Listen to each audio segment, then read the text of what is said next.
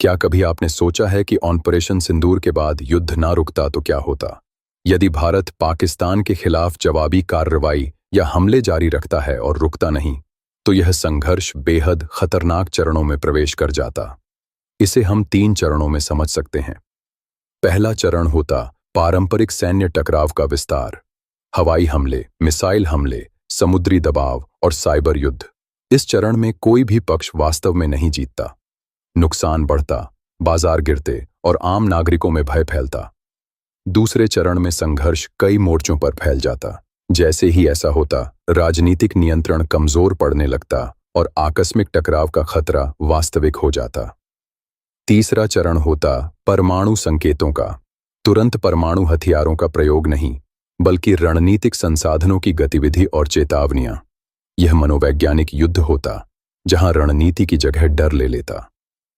इस बिंदु पर अंतर्राष्ट्रीय हस्तक्षेप लगभग अनिवार्य हो जाता। वैश्विक शक्तियां तनाव कम करने के लिए दबाव डालती, क्योंकि निरंतर संघर्ष पूरी दुनिया की स्थिरता के लिए खतरा बन जाता है। यदि इसके बाद भी संघर्ष नहीं रुकता, तो परिणाम विनाशकारी होते। परमाणु हथियारों का प्रयोग लाखों लोगों की मौत, पर्यावरणीय तबाही और वैश्विक आर्थिक पतन का कारण बनता।